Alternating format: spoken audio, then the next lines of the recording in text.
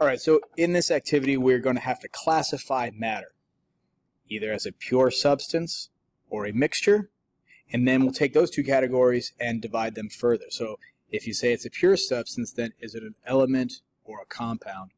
If it's a mixture, is it homogeneous or heterogeneous? This little flowchart will help you, pick that out. Sometimes we want to say, well, maybe it's a homogeneous compound. That doesn't exist. Homogeneous describes mixtures, and compounds are pure substances. So this flowchart might help keep those things straight. So the first question we're going to ask is it a pure substance or mixture? So let's look at our first example. We have water, H2O. Water is composed of only one type of particle, H2O. So an oxygen atom, two hydrogen atoms. That is what water is. It's only one type of particle, which means it's a pure substance. And that's the first question you should ask yourself. If it is more than one type of particle, then it's going to be a mixture.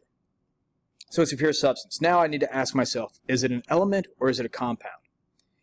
And when we look at this, we see that water is composed of oxygen and hydrogen. It's composed of two different elements, and this little thing right here represents a bond. So that tells us that we have a compound. At this point in time, when you're just looking at things, maybe you don't know what everything is composed of, and that's okay. If you're given a formula, you can look and see, look for capital letters. So capital H tells you that that's one element. Capital O tells you that's another element. So that's a pure compound. We can look at the same thing in table salt here. Sodium chloride, NaCl. A lot of times we want to look at that and say, oh, well, maybe that's two different particles. I have sodium and chlorine. No, table salt is one particle, and that's what this formula is telling us. That formula is telling us it's sodium and chlorine bound together. And again, look for your capital letter. So one capital here, second capital here. So Na is sodium, the symbol for sodium. Cl is the symbol for chlorine. Two different elements. So again, one particle, two different elements, it's a compound. Now let's take a look at table salt and sugar. Is this a pure substance or a mixture? Table salt and sugar are going to be two different particles. That makes it a mixture.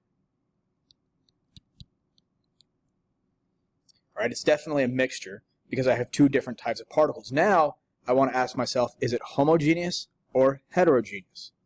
If it was homogeneous, those particles would be evenly distributed at the particle level.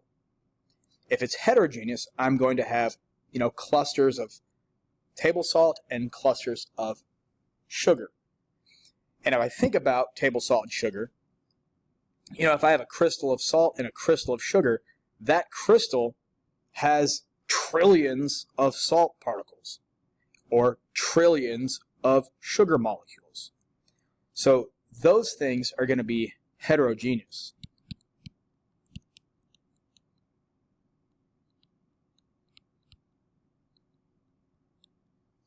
Because if I think about it at the particle level, so here is my salt crystal,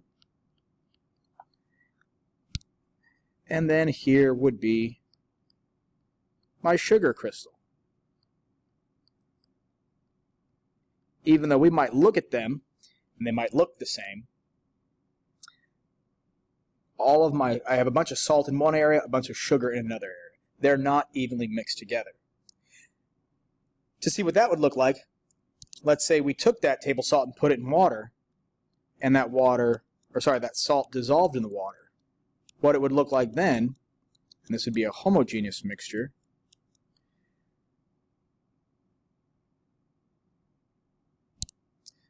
so then my table salt would be evenly distributed throughout the water. Here, homogeneous, evenly mixed together. Here, heterogeneous, not evenly mixed together. So table salt and sugar would be a heterogeneous mixture. Again, to answer these questions, you kind of have to think about and visualize what's happening at the particle level. We'll look at one more example, aluminum. First, pure substance or mixture. Well, it's only made up of one type of particle, just aluminum. So it's a pure substance. I have one capital letter.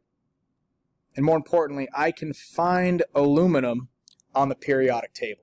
So if I look at the periodic table and my matter is on the periodic table, it's definitely an element. So aluminum would be a pure element. So again, as you're trying to solve these problems, use this flow chart. First, is it a pure substance or a mixture based on how many particles it is composed of? If it's a pure substance, is it an element or a compound? Elements are found on the periodic table. Compounds have more than one type of atom, more than one element in a compound. If it's a mixture, homogeneous, they're evenly mixed together. Heterogeneous, not evenly mixed together.